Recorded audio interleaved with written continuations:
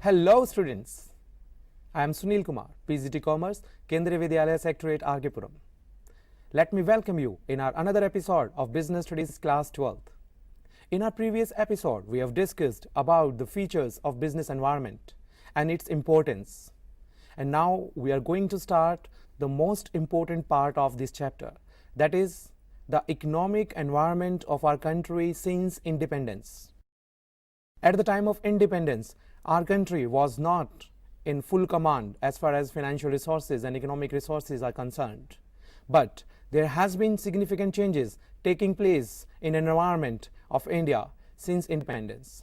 The main features at the time of independence were we were depending more on agriculture sector. So that shows the dominance of agriculture sector. Around 75% people were involved in agricultural employment. 85% people were living in villages. We had a very bad production system. The technology was obsolete or outdated. Public health system was derailed completely. More communicable diseases were available that time. The government has taken so many steps. Introduction of 5-year planning started because of that only. And in its process, the government has ensured that there should take place rapid development, there should take place a proper communication system, there should take place proper health system, and to ensure that the government has given more role to the public sector and the private sector was completely avoided. Because of that, in the year 1991, the government was almost on the threshold of becoming insolvent. And students, in the year 1991, there were so many forces which were forcing the country to introduce a new industrial policy so as to remove all the negativity available in our Indian economy. The very first thing which forced the government to introduce a new industrial policy was negative agricultural growth. The second one was the inflation rate rose to 13 to 14%. Internal debt rose to 50% of GDP.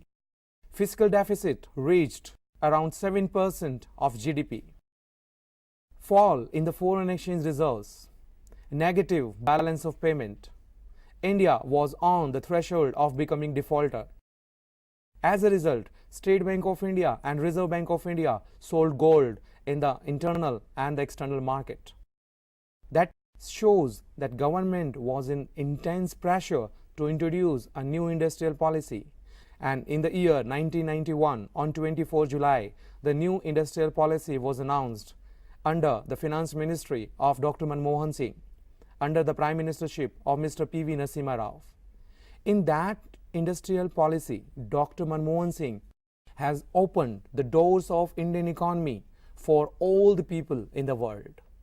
In 1977, as I mentioned earlier, Janata Party asked all the foreign companies to leave India, but now in 1991, because our country was suffering from negative balance of payment and the foreign exchange of the country was reducing day after day. So it was imperative for the government to introduce such a policy in which the invitation will be given to all the companies of the world to come in India, install their business, develop the infrastructure and do the business and get amount of profits. So the main features of new industrial policy are as follows. The very first feature of new industrial policy was delicensing. Before 1991, all the business organizations need to get license from the government.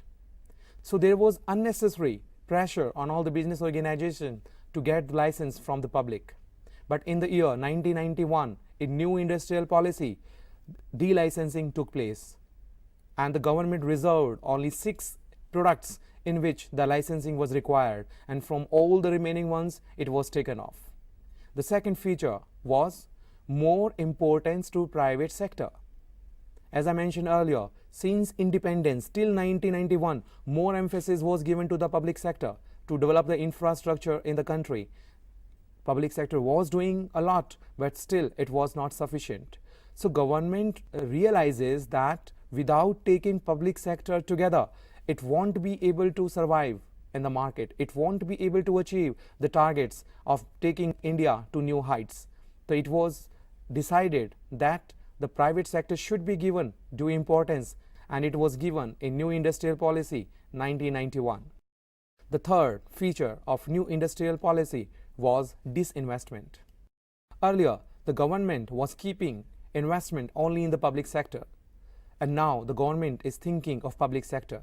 So it starts selling a part of the public sector to the private sector, so that the financial resources, the natural resources of the public sector and professional efficiency of the private sector should come together, which will certainly help in giving better products and giving in better services to all the people of the country.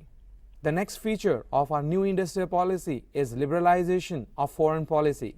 That is, the foreign equity limit raised to 100%.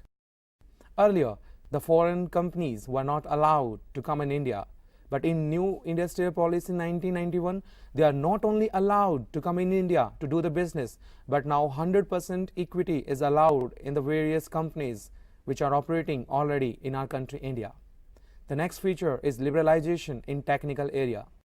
Earlier, when a company is in need of high-tech machinery, that is, the capital goods, the company has to ask the government to import it from some country. Only after getting the approval from the government, the company can buy the capital goods. But in New Industrial Policy, the import of capital goods got automatic approval. Like, if a company thinks it is imperative, it is needed that the company should go for the high-tech machine, then without asking the government, now the company can buy that particular machinery from a foreign country very, very easily without asking the government. It means automatic approval was given by the government to the company to import such capital goods. The next feature of New Industrial Policy is benefit to small industries. As I mentioned earlier, 85% of the people of our country were living in villages. They were working in the agriculture sector, but it was providing them employment only for 6 or 7 months. For rest of 5 months, they were getting idle. So the need was felt that why shouldn't the country develop the infrastructure for the small scale sector, so that by providing them the goods, by providing them the financial resources, the employment will be generated within the villages, and the migration of the people from the villages to the urban areas can be stopped.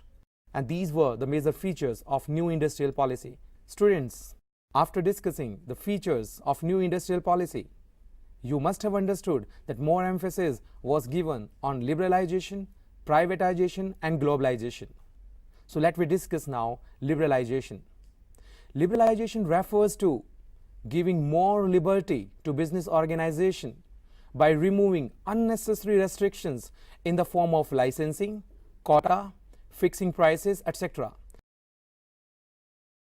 In New Industrial Policy, following measures were adopted. Number 1, abolition of licensing except in few areas.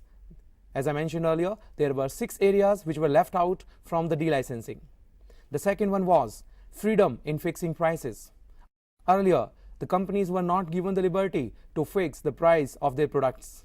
But now, in New Industrial Policy, they were given the liberty that because of the demand and supply forces, they can fix the price of their own product.